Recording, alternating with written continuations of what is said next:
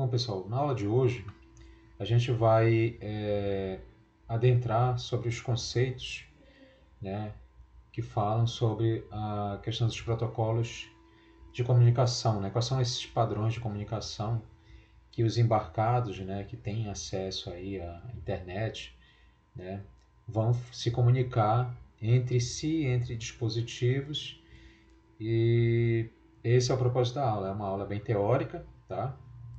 Apenas para a gente fazer essa apresentação desses protocolos disponíveis, né, para que vocês venham, né, no futuro a se utilizar de algum padrão para a internet das coisas, né, para a gente ter a chamada internet das coisas em funcionamento, né, porque não adianta a gente ter o embarcado, né, e a gente precisa da informação, não adianta a gente sempre ter que estar lá no dispositivo coletando essa informação. A gente precisa que ele nos forneça isso nas nuvens, né? Então a gente precisa aderir a algum tipo de protocolo de comunicação para que a gente consiga fazer isso, tá? Então a nossa aula de hoje é essa, né? Aula 5. Então vamos lá, vamos avançar, ver o que temos aí de conteúdo, tá?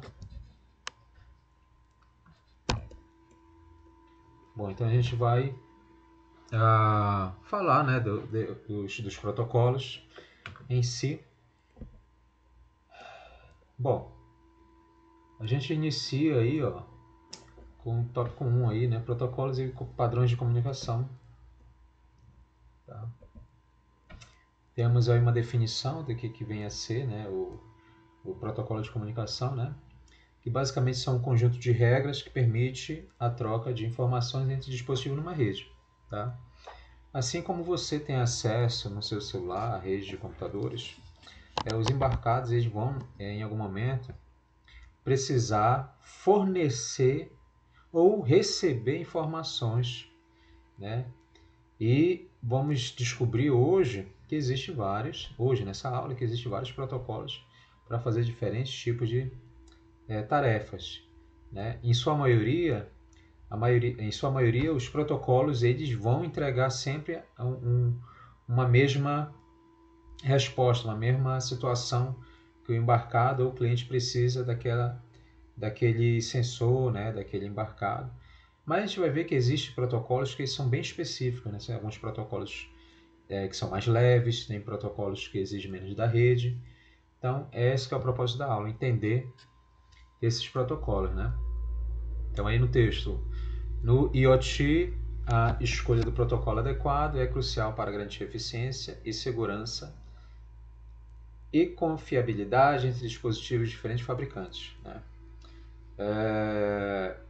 E é justamente o que a gente vai ver, né? De que forma o meu embarcado hoje ele vai trabalhar e qual tipo de protocolo melhor vai me atender para minha necessidade específica.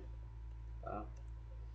Bom, primeiro a gente precisa entender aí a linha temporal, né, do surgimento dos protocolos. Então temos aí na década de 90 o protocolo mais famoso e mais conhecido, né, que é o HTTP, né? É um protocolo de comunicação na web, né, baseado em requisição-resposta. Tá? Ou seja, para que a informação venha para o meu dispositivo, eu preciso fazer uma requisição desta para um servidor. Tá? É dessa forma que o HTTP funciona. Tá? Em 99 surgiu aí o MQTT, né? Criado pela IBM como protocolo leve de mensagem para sistemas escada, né? A gente chama dessa forma. Tá? Então, esse protocolo MQTT aí é um outro protocolo que a gente vai ver já mais detalhadamente o funcionamento aqui, é só para a gente entender a linha temporal. Tá? Temos aí o Zigbee, né, lançado, o padrão, né, baseado no I3E 802.15.4 para a rede em malha, né? Ou seja, aquela rede onde os dispositivos que estão dentro da rede eles se comunicam entre si, né? Criando assim uma série de interconexões, o que vai, em teoria, proporcionar um fluxo melhor entre os dispositivos, um fluxo melhor de comunicação entre os dispositivos. A gente já vai ver esse cenário aí, tá? 2004, o protocolo AMQP, né? Desenvolvido para garantir a comunicação confiável entre sistemas distribuídos, tá? Então começam aí a vir alguns protocolos um pouco mais específicos aí para determinadas finalidades, tá? Temos aí o Bluetooth Low Energy, né, BLE, apresentado como uma extensão do Bluetooth e com foco em baixo consumo, né? Então, de repente, se eu estou com um dispositivo embarcado, que ele tem uma memória, que ele tenha um armazenamento energético interno, onde ele, vamos supor, né, que ele não precise estar conectado, então ele não pode, né, fazer esse alto consumo energético, tendo em vista a duração que ele tem, uma previsão de duração, né? Então, temos aí um protocolo aí que é bem interessante para se usar nesse cenário, né? Onde eu, por exemplo, coloco uma câmera em algum local, mas esse local não me fornece energia, só tem energia interna do equipamento e tem tantas horas de autonomia. Então, preciso administrar essa autonomia. Então, por exemplo, poderia utilizar esse protocolo aí. Tá? Temos aí o MQTT, né? Passou a ser amplamente adotado após a publicação como padrão aberto. Então, em 2009 ele passou a ser um padrão aberto aí, né, para o uso em diferentes dispositivos. Já vai ver as características principais dele. 2010 temos aí a questão do protocolo COAP, né, desenvolvido pelo IETF para IoT com base em UDP, né? Então temos o TCP e o UDP, né? Dentro das nossas aulas de rede a gente sabe que TCP ele garante que a informação ela chegue, ele garante correções, né, caso haja falhas na transferência de dados. Já o UDP ele é alta velocidade, né, porém não garante a entrega, tem algumas características, né? Então esse protocolo ele tem essa peculiaridade, né? Ele é leve e eficiente. A gente precisa ver se, por exemplo, eu não preciso garantir a total entrega, né, para alguma requisição, posso utilizar o protocolo COAP, né, COAP. Temos o WebSocket, né, padronizado como protocolo para comunicação bidirecional contínua. Também eu vou enviar as características.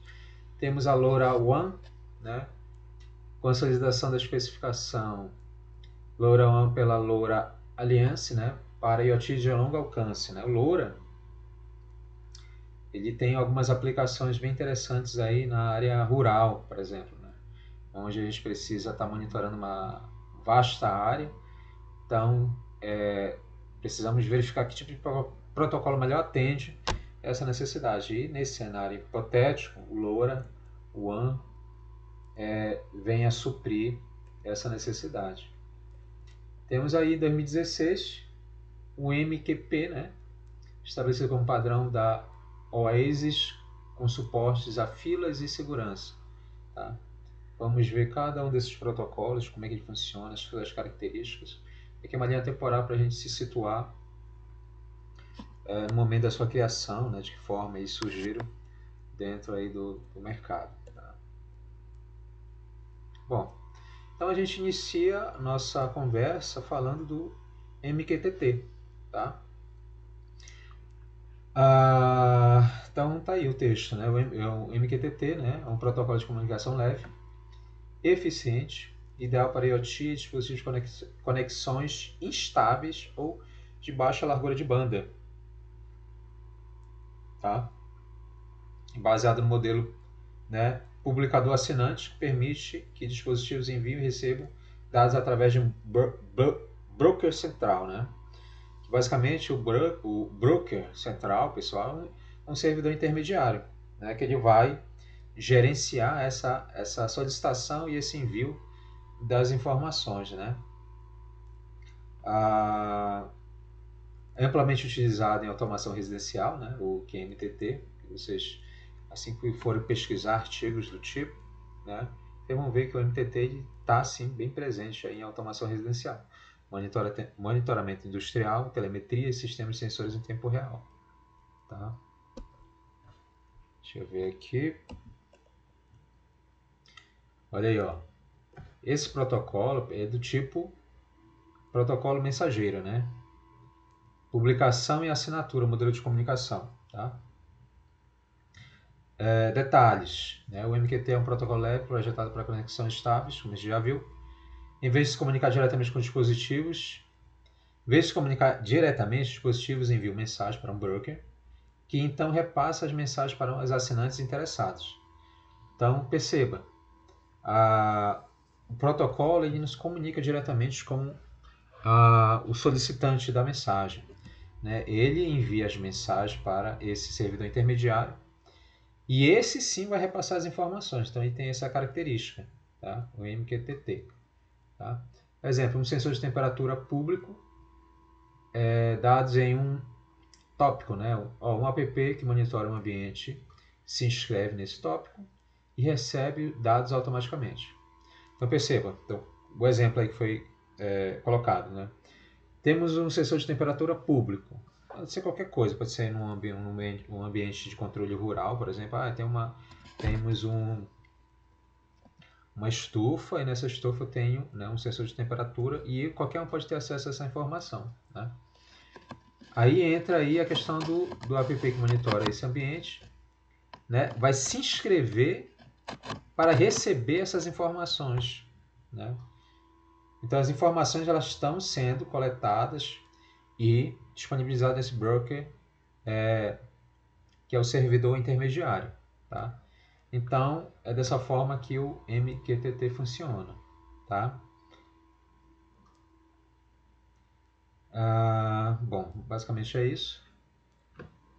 Tem uma tabela comparativa aqui que no final mostra ela completa, mas a gente vê aí do tipo, né, protocolo de mensagem, modelo de comunicação publicador e assinante, você já viu um exemplo. Vantagem leve, ideal para conexões instáveis, justamente que eu não tenho essa comunicação direta, né, com o dispositivo, né, já que vai ficar armazenado no broker intermediário, né, que é o servidor intermediário. Tá? A desvantagem vai depender desse broker aí, obviamente. Então, ele tem essa vantagem, mas a desvantagem é a sua contrapartida, né? Que é a dependência do servidor. Tá?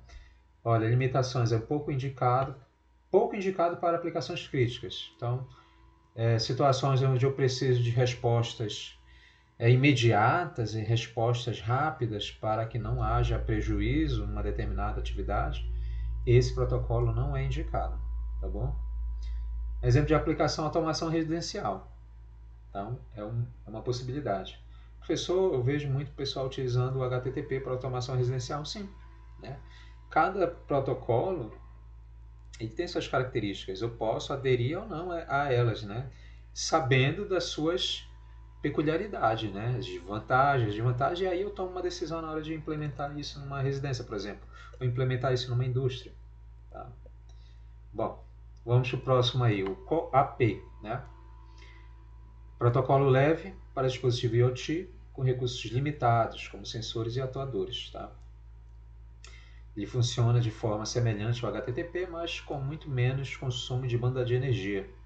Com muito menos consumo de banda e energia. Então perceba, além de não consumir a questão dos dados da rede, ele tem um baixo consumo energético, ideal para redes com restrições. Então perceba, temos essa característica. Tá? Olha, o COAP usa o protocolo DP e é muito usado em aplicações de automação residencial, controle remoto e monitoramento ambiental. Né? Aí tem a característica do DP, como eu falei na introdução da aula. Né? O DP é um protocolo de transporte que transmite os dados de maneira rápida, porém, né, ele não garante que os dados cheguem ao destino. Professor, como assim não vai garantir? Porque ele não faz essa checagem, né, essa verificação para ver se todos os dados estão chegando. Né? Diferente do TCP. O TCP ele já faz essa verificação. Tá? Mas como a gente está falando de protocolos para embarcados, né, que vão se comunicar, né, via rede, ele é um protocolo até que aceitável para alguns tipos de aplicações aí, tá? Vamos ver um pouco mais das características, né? É um protocolo de aplicação, tá? A requisição e resposta, né, baseado em UDP, tá? Detalhes, projetado para dispositivos com restrição de memória, bateria e processamento. Então perceba, são algumas características. Meu embarcado ele não é tão poderoso, professor, ele tem certa limitação de memória, assim como bateria e também como processamento. Como a gente sabe, existem vários modelos de embarcados e existem vários poderes de processamento relacionados aos embarcados. Então a gente precisa entender como é o funcionamento desse embarcado, né? Para que eu entenda se de repente esse protocolo, né, ele é mais indicado aí para esse tipo de aplicação. Tá? Olha aí, utiliza a estrutura RESTful, né, como HTTP, mas é mais leve. Ó, como é baseado na UDP, não há garantia de entrega, isso reduz a sobrecarga. Aí vamos lá, temos um exemplo aí, um dispositivo envia um GET para um sensor de umidade solicitando o valor. Tá? O que é um GET, professor? Existem vários termos aí dentro dessa questão de recebimento e envio. Temos alguns termos próprios, né? Temos GET, temos POST, temos o PUTS e temos o DELETE. Né? Por exemplo, o GET ele recupera os dados, o POST envia os dados, o PUT atualiza os dados e o delete exclui os dados. São situações que podem acontecer. Nesse caso aí, um dispositivo envia um GET, que ele vai recuperar um dado, né, para um sensor de umidade solicitando o valor. Ele quer o dado que foi coletado lá. Né? O sensor responde com o dado em um pacote UDP. Então ele vai pegar aquela informação e vai enviar. Tá?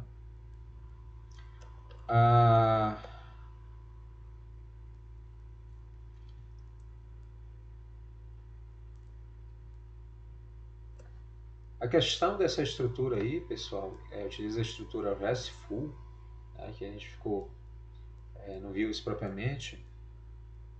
Isso basicamente, pessoal, uma estrutura de arquitetura que permite comunicação entre sistemas através de requisições e resposta, tá? É só que a gente precisa saber nesse momento, tá? Então, como eu falei, existem várias situações aí, né? Requisições e respostas, né, baseada em UDP. Então, temos aí, no caso, a requisição, né, que é um GET, né, que ele vai recuperar um dado que já foi coletado. E esse dado vai ser enviado. Tá? Basicamente, dessa forma que funciona o protocolo. Né? Então, aí, ó, o COAP, né, o protocolo de aplicação, tá? Requisição e resposta, né, o modelo de comunicação. Tá? Vantagem, leve, baixo consumo de energia. Desvantagem, limitações do UDP, como a gente já viu, e não garante a entrega total dos pacotes. Né? Limitações não confiável, né? Como o TCP. A gente sabe que o TCP ele é confiável. Tá? Que ele vai, se o pacote não chega na sua completude, ele requisita para que o pacote seja reenviado novamente até que ele chegue 100% ao destinatário. Né? Temos aí exemplo de aplicação. Aí, ó, monitoramento ambiental pode ser um exemplo desse tipo de aplicação do protocolo. Então temos aí o clássico, né, o HTTPS, embora mais pesado, é amplamente utilizado devido à sua compatibilidade com infraestrutura da web existente. Então, basicamente, os dispositivos IoT, eles, em regra, pessoal, vão trabalhar aí com HTTP, HTTPS, né?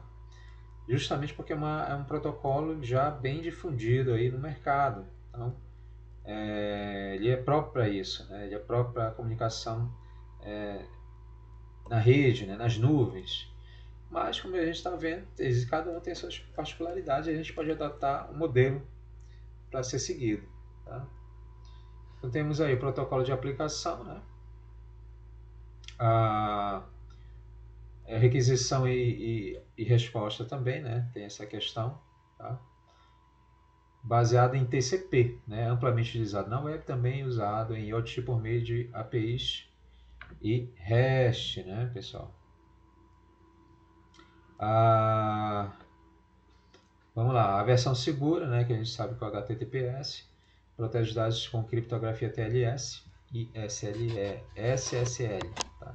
São um tipo de criptografia disponível aí também para proteger os dados. Né?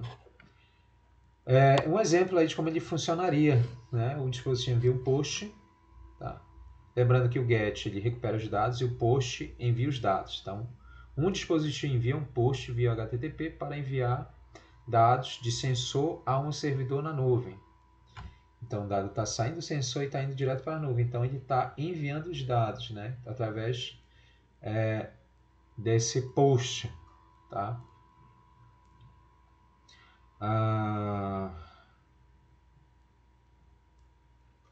Beleza, não tem muito o que falar. É bem tranquilo aqui a questão do HTTP, HTTPS. Né?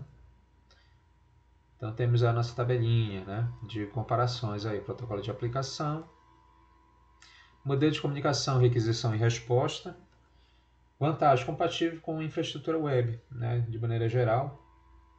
Ele traz essa compatibilidade. De vantagem, ele é mais pesado, mas maior consumo. Então, como ele é um protocolo geral, né, ele foi feito para basicamente tudo. Então, se eu vou utilizar com um embarcado, com conexão IoT, obviamente que ele vai ser um pouco mais pesado para esse tipo de dispositivo. Né? Olha aí, limitações. Não é ideal para dispositivos com recursos limitados. Tá? Exemplo de aplicação, APIs REST em ESP32. Tá? Então temos aí o exemplo de aplicação. Vamos avançar, ainda temos com os outros protocolos. Temos o AMQP, né? Então vamos ver aí do que se trata esse protocolo. É um protocolo de mensagem projetado para comunicação confiável e segura entre sistemas distribuídos. Né? Ele é baseado em filas de mensagem que garante a entrega ordenada, né? Persistência e segurança de dados com ambientes complexos. Né? O que seria esse fila de mensagens aí, professor? Né? Então é só a gente entender de maneira lógica. Né? Ele pega uma informação, né? Ele vai organizar essa comunicação através de filas. Né? É só imaginar basicamente a mensagem ela tem uma ordem de envio, né? E recebimento. É só imaginar dessa forma. Né? Isso vai garantir essa entrega ordenada e confiável. Tá? Olha aí, ó, por exemplo, como eu falei, né? Uma comunicação confiável, ele vai assegurar que as mensagens sejam entregues ao destino de forma segura e sem erros. Tá? Basicamente, ele retoma aí a questão do TCP, que é um paradigma que ele vai garantir essa entrega confiável, 100% das informações. Né?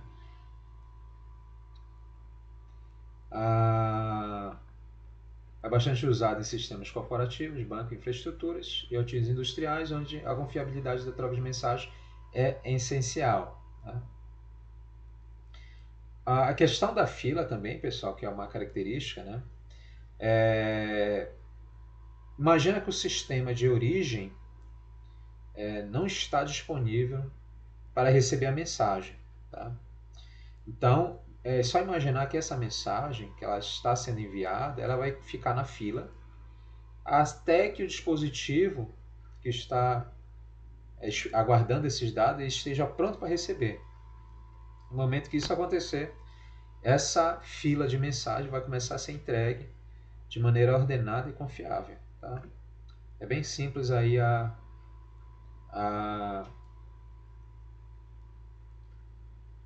o protocolo, né? Vamos avançar um pouco mais aqui, ó. Ver um pouco mais de detalhes, né?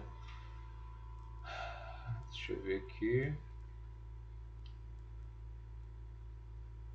Olha aí, ó. protocolo de mensageira, né? Coloquei nível empresarial, né? Porque ele é um protocolo comum para esse tipo de situação, né? Então é uma mensagem que ela vai ter a modelo de comunicação, né? Ela vai ter essa confirmação de entrega, né? Que é uma característica do protocolo. Detalhes, é desenvolvido para garantir a confiabilidade, a ordenação e segurança da mensagem. Como a gente já viu, né? Suporta enfileiramento de mensagem, roteamento avançado e autenticação. Tá? Então perceba o porquê de ser de nível empresarial, né? Mas pesado indicado para aplicações industriais. Exemplo, máquinas industriais comunicam eventos críticos a um servidor central com garantia de entrega e registro.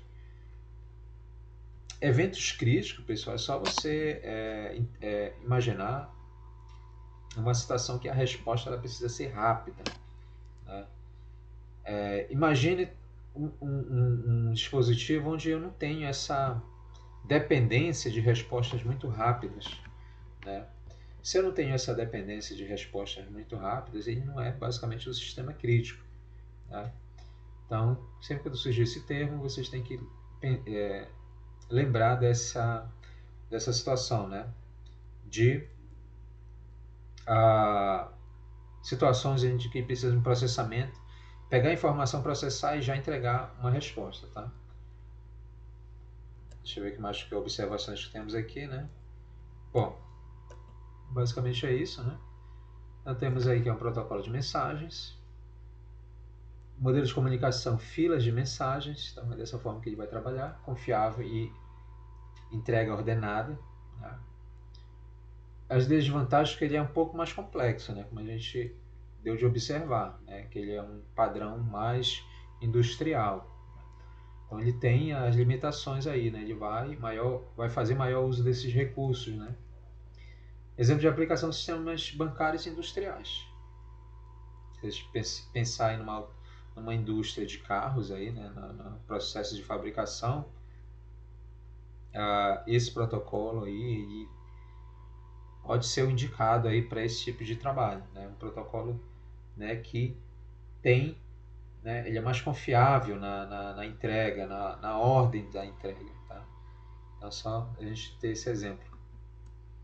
Vamos lá, temos o WebSockets, né? Protocolo de comunicação que permite uma conexão contínua e bidirecional entre cliente e servidor, ideal para aplicação que precisam de atualizações em tempo real, né? Diferente do HTTP tradicional, que é baseado em requisição e resposta, o WebSockets mantém o canal aberto, permitindo a troca de mensagem instantaneamente. Então, é só você imaginar, o modelo tradicional, que ele está falando aí, o HTTP, a gente precisa fazer uma requisição para o servidor e o servidor vai trazer uma resposta, né? Já o WebSocket não, ele deixa o canal aberto com a informação sempre disponível. Não preciso estar todo momento fazendo essa requisição aí, a informação está lá e o acesso a essa informação, né? Deixa eu ver aqui mais detalhes aqui, ó. Ao contrário do HTTP, né, tradicional, onde a comunicação acontece em meio de uma troca de requisição e resposta, como eu já falei, né? O WebSocket mantém uma conexão aberta entre cliente e servidor. Isso significa que, uma vez estabelecida a conexão, os dois lados podem se comunicar a qualquer momento. Já o HTTP não. Ele precisa sempre estar criando essa conexão, fazendo essa requisição de conexão a todo momento. Tá? Então perceba aí que tem essa característica.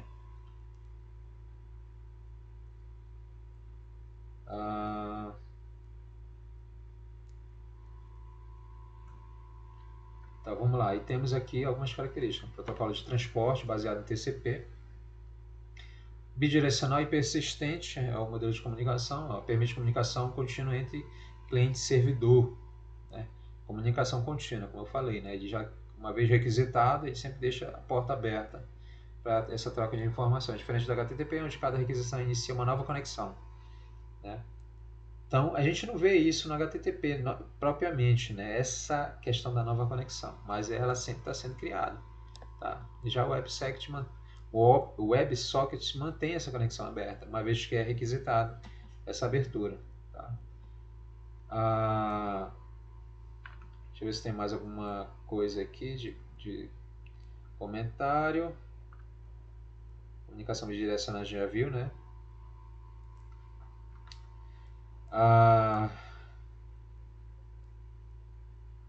Temos aí a questão aí dos cabeçalhos, né? Basicamente, quando a gente está fazendo uma requisição, existem informações que vão trafegar, né? Levando informações. Tem a questão do que o WebSocket tem uma estrutura mais leve em comparação ao HTTP, né? Uma vez que a conexão é estabelecida, não há necessidade de enviar cabeçalhos de requisição, novamente, né? Que é uma das suas características. Isso reduz a sobrecarga na comunicação e torna o processo mais rápido. É o óbvio, né? Se eu não estou toda vez criando essa nova conexão, por consequência, eu não vou ter, né, essa sobrecarga. Então perceba que ele é mais leve na hora de criar essa comunicação entre os dispositivos, tá? A questão da comunicação contínua, como eu falei, né, e bidirecional entre cliente e servidor. Ele é muito usado, pessoal, em aplicações que exigem atualizações em tempo real. Então, se você imaginar esse protocolo sendo utilizado na IoT, onde eu preciso dessa atualização em tempo real, esse seria um bom protocolo, né? Então, por exemplo, se eu utilizar isso em chat, vocês concordam comigo que o chat a gente precisa estar conversando, e essa entrega de informação não precisa ser em tempo real, né? Entendeu? Basicamente é esse o comentário aí do WebSocket, né?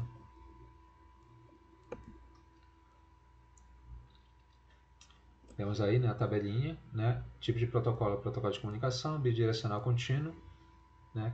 Conexão em tempo real. A gente já verificou isso, necessita de conexão ativa contínua, né? Que é uma desvantagem, né? Imagina aí o sistema uma infraestrutura instável, né?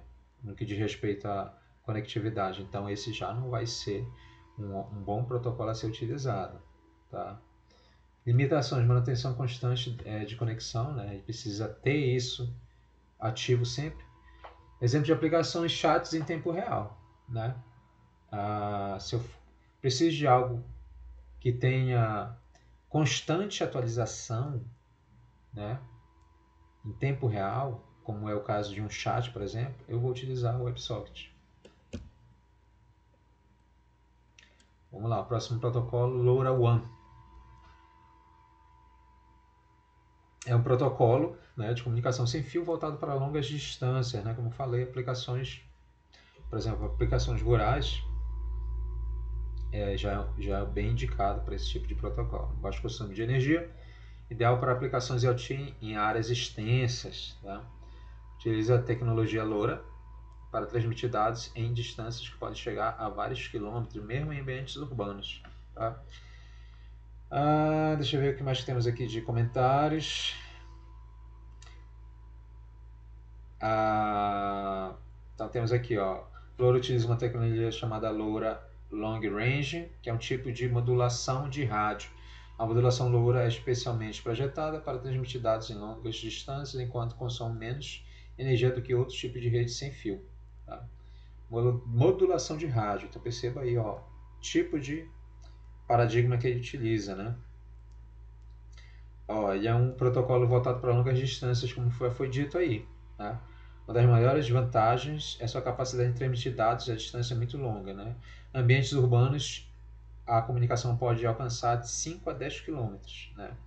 Em ambientes rurais, de 15 a 20 km. Então perceba, uma área bem extensa. Né? Então é só imaginar uma área de plantio, onde eu tenho vários, sei lá, sensores, e eu preciso desse feedback desses sensores aí para ver como é que está um ambiente controlado. Né? Na minha estufa, por exemplo, posso fazer isso. Né? Uma estufa, né, que eu tenha grandes áreas de estufa, né, de uma plantação controlada, então eu preciso de repente ter usar esse tipo de protocolo. Né? Baixo consumo de energia. Olha, ele é projetado para ser extremamente eficiente em termos de energia, né? Significa que os dispositivos que usam LoRaWAN podem funcionar por anos com uma única bateria, né? É possível, sim, né? Esses dispositivos, né? Como ele tem essa baixa requisição aí, baixo consumo energético, ele pode sim durar até mesmo anos aí, a depender do tipo de bateria que vai ser utilizada, né? Obviamente que é uma bateria, né, de um porte razoável, né, para ele ter essa duração, tá?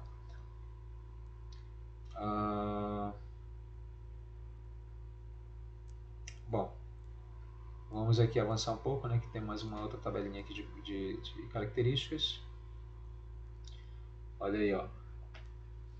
Temos aí tipo de protocolo de rede LPWAN, Low Power Wide Area Network, né? Então, é a questão aí do consumo energético menor aí para grande área, né?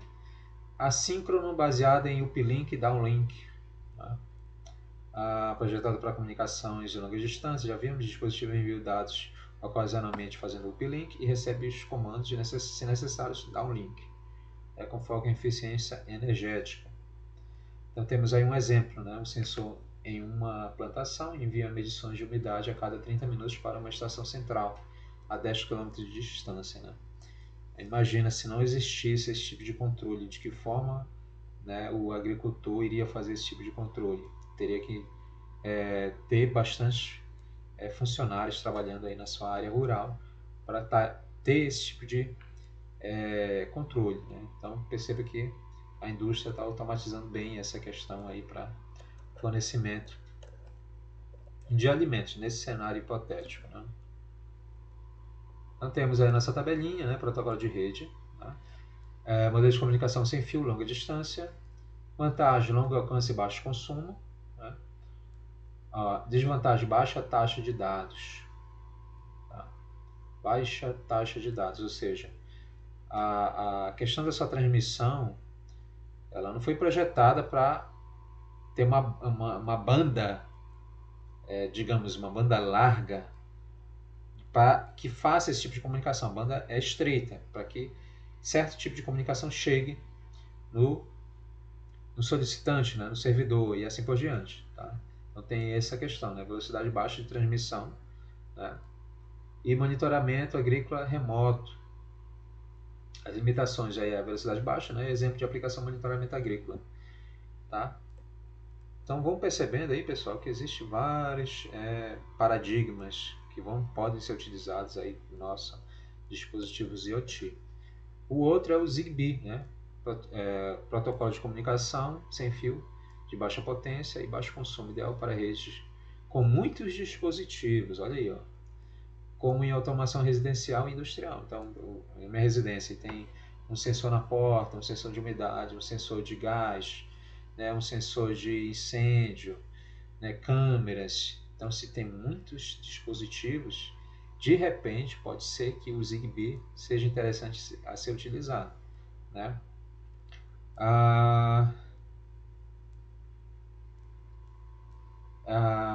Temos aí, ó, coloquei uma observação aqui, né, que também está aí na tela para vocês. Ele opera com base de padrão I3I 802.15.4 e permite a criação de redes em malha, né? Ou seja, o que seria esse redes em malha aí, pessoal? Dispositivos, né, que podem se comunicar uns com os outros, formando uma rede onde cada dispositivo pode agir como um receptor de um sinal, ajudando a expandir o alcance da rede, né? Então, temos essa questão da rede em malha. Ele tem essa característica, que é uma característica bem interessante se a gente for analisar de maneira bem tranquila aí, né? Então imagina aí que, um comentário aqui que eu deixei anotado, isso é muito útil para cobrir áreas maiores, né, e garantir conexões estáveis de dispositivos. Então, imagina aí, sei lá, uma área residencial extensa, né, onde eu coloco vários dispositivos, não somente na casa, em outros andares, lá no quintal, lá na garagem, né, uma casa ampla, né? e pode ser interessante para esse tipo de situação, né? Uma outra característica, pessoal, é o baixo consumo energético, tá? Então ele tem essa característica, né? Ele pode funcionar por muito tempo, tendo em vista essa sua característica, né?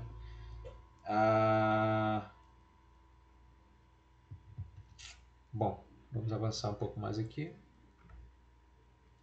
Olha aí, ó, tipo, protocolo de rede sem fio baseado nesse padrão, I3E802.15.4. Modelo de comunicação rede em malha, né? Detalhes, forma uma rede em malha, onde cada dispositivo atua como um roteador. Então, já entendemos isso aí. Ideal para automação residencial, iluminação inteligente, controle de energia. Opera em banda ISM, né? 2.4 GHz. Exemplos, interruptores, sensores de lâmpadas conectados entre si, uma casa inteligente trocando comandos via Zigbee. Tá? Quando vocês forem comprar dispositivos embarcados para automação residencial, normalmente esse dispositivo ele vem com essa proposta de se utilizar o padrão, né, de protocolo Zigbee. Né? Mas vocês precisam analisar isso com calma, né? Ver se de repente ele consegue, a depender da estrutura da sua casa, pode ser que o HTTP ele seja mais indicado, né? Então precisa sempre analisar a questão dessa rede que vai ser criada com o Zigbee, se são vários dispositivos que vai criar essa rede em malha, então o Zigbee de repente pode ser interessante. Se tem poucos dispositivos e a malha de repente pode ser ineficiente, o protocolo HTTP pode ser o ideal nesse cenário. Tá? Então sempre é uma questão de análise, né? Então, temos aí, ó, protocolo de rede, né? Modelo de comunicação sem fio em malha. Vantagem, baixo consumo, alta confiabilidade, porque ele trabalha com essa questão em malha, né?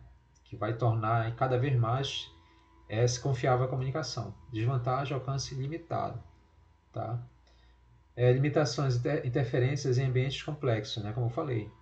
De repente, o ambiente é tão complexo, né? Que a malha pode não funcionar corretamente. Tá? Então pode ser uma situação que pode ser uma desvantagem para o Zigbee. Automação residencial, tá? Um exemplo de aplicação. E temos aí o Bluetooth Low Energy, né? Uma versão otimizada do Bluetooth tradicional para consumir muito menos energia. Tá?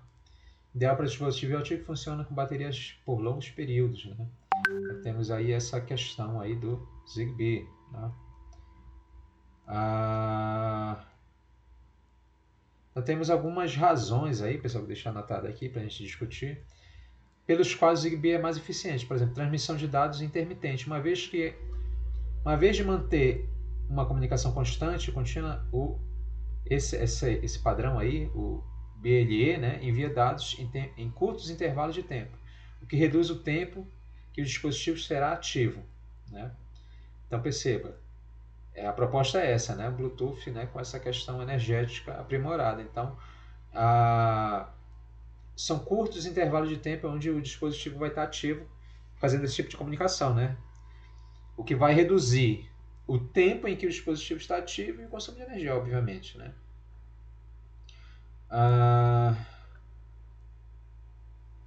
Deixa eu ver alguma outra característica bacana aqui, ó, protocolos otimizados. O BLE, né, Bluetooth Low Energy, usa protocolos de comunicação que são mais simples e rápidos, que permitem uma transmissão de dados eficiente, sem a necessidade de muito processamento e com menor gasto de energia. É uma das suas características. Eu deixei aqui anotado para a gente fazer alguns comentários. Tá?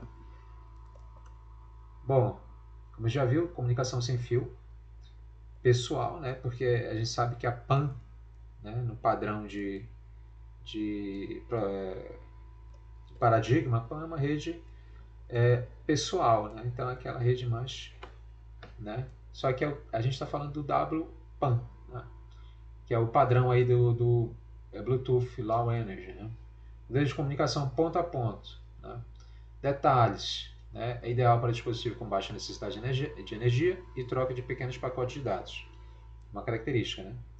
utiliza conexão direta entre dois dispositivos. Então, né, é algo mais direto. Por exemplo, o smartband enviam dados de batimentos cardíacos para o smartphone em tempo real. Então, pode ser um exemplo. Tá? Percebo que é algo bem mais restrito, mas é um protocolo utilizado. E aí eu completo a lista, né, com o último protocolo aqui embaixo preenchido, né, da última linha, né, protocolo de comunicação, ponto a ponto, modelo de comunicação, baixo consumo de energia, baixa taxa de dados, curta distância, né, que são as limitações, né, óbvio, né, pelo exemplo já deu para entender que é algo de curtíssimas distâncias aí, né. E exemplo, né, wearables e sensores, né, que a gente viu o exemplo aí do Smart Band, basicamente, vai fazer esse tipo de comunicação de curta distância, né. Bom, pessoal, então, perceba aí a importância da gente poder escolher um protocolo ideal. Às vezes, a gente compra um dispositivo e utiliza um protocolo que não satisfaz aquele dispositivo. Pode gerar uma certa frustração na sua usabilidade. Então, geralmente, o fabricante ele nos orienta a escolha de determinado tipo de protocolo, para que ele tenha uma melhor eficiência, né, do que para o dispositivo que foi projetado, né? Então deixo aí, né, um textozinho. A seleção do protocolo adequado depende dos fatores como consumo de energia, latência, segurança e requisição específicos da aplicação, né? Uma escolha inadequada pode comprometer o desempenho, né, como eu falei, e a interoperabilidade do sistema. Tá, pessoal? Então, essa foi a nossa aula. Uma aula bem teórica, realmente, mas a gente precisa entender como funciona os protocolos de comunicação para dispositivos IoT. Tá?